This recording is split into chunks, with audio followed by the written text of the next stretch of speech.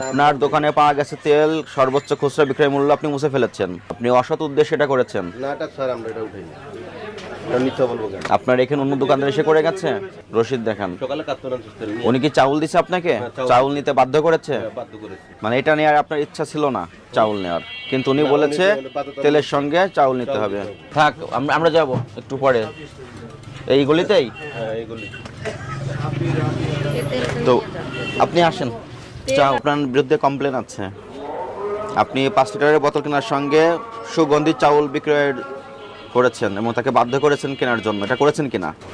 জি sir, করেছি যে 5 litre সাথে 1 কেজি বলেছেন নিতে হবে। এটা বলেছেন আপনি? এটা কেন বলেছেন? স্যার আমাদেরকে কোম্পানি দিয়েছে তো। কোম্পানির বিরুদ্ধে আপনি কমপ্লেন করেছেন? জি না স্যার, তাহলে কেন কোম্পানির নিয়মটা আপনি মার্কেটে বাস্তবায়ন করে দিচ্ছেন? কোম্পানি আমাদেরকে দেয় না তেল, যদি চাল না কিনে তো তেল দেয়। কোম্পানি যে দেয় না আপনাকে, আপনি তো সেটা লিখিতভাবে জানান নাই কাউকে। জি না, সংশ্লিষ্ট যতগুলো দপ্তর আছে আপনি কাউকে বলেছেন? জি না। না করে আপনি কোম্পানির এজেন্ট হিসেবে কাজ করলেন। আপনি কোম্পানি কে দিয়ে গেছে তাকে ফোন করে আসতে বলেন। কোন কোম্পানি? দুধতলা কোম্পানি। কে দিয়ে গেছে? এসআরও। ফোন করে আসতে বলেন। ওনার কাছে বিক্রি করেছেন আপনি? জি। তেলের বোতলটা দিন। তেলের বোতল দেখো, এটা গায়ের একটু দিয়েছি। গায়ের রেটটা কই? এমআরপি মুছে দিয়েছেন আপনি? জি না। উনি বললো আপনি মুছে দিয়েছেন। আমরা মুছে দিই না, আমরা মুছে দিই। স্যার আমাদের প্রত্যেকটা তেল আছে, চেক করতে পারেন। তেল কোথায় যাচ্ছে দেখি, একটু ভিতরে যাই। আপনি যে তেলের সঙ্গে কাস্টমারদেরকে অন্য পণ্য কিনতে বাধ্য করতেছেন, এটি অপরাধ। আপনি অপরাধ স্বীকার করেন? জি স্যার। এই অপরাধে আপনাকে 20,000 টাকা আর্থিক জরিমানা করা হলো এবং ভবিষ্যতে এই কাজ আর করবেন না। আর ওইখানে যেটা মূল্য মুছে দিয়েছে এমআরপি, উনি দোষারোপ করেছেন আপনি করেছেন। জি না স্যার, আমরা 45 টাকা তেল নিয়েছি, সাথে একটা বলেছেন। আপনি এদিকে আসেন।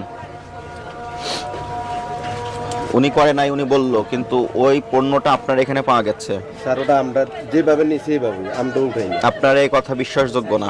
আমরা যেভাবে এবং আমরা সকালে আপনার এখানে আমরা সোর্স পাঠিয়েছি, আপনি বলেছেন তেল নাই, তেল নিচে রেখে দিয়েছেন।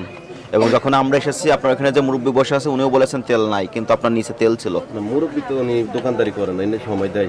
বয়স্ক মানুষ তো বাসায় ভালো লাগার নেই কারণ আসে।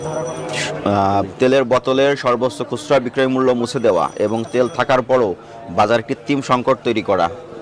ভোক্তাদের আপনি বলছেন আপনার কাছে তেল নাই, ভোক্তাধিকার সংরক্ষণ আইনে এগুলো অপরাধ। আপনি অপরাধ স্বীকার করেন? এখন আমার কাছে তো খেতে আমরা তো যে আসে তেল দিই, আমার কাছে রাত 2-3 পিস। আপনার দোকানে যে বোতলটা পাওয়া গেছে সেটা সর্বোচ্চ খুচরা বিক্রয় মূল্য মুছে দেওয়া হচ্ছে। ওটা স্যার ওটা আমরা বলতে পারবো না, আমরা যেভাবে নিই সেইভাবেই ইয়ে করছি। ঠিক আছে, ওর দোকানটা বন্ধ করে দাও। 1 সপ্তাহ বন্ধ থাকবে আপনার দোকান।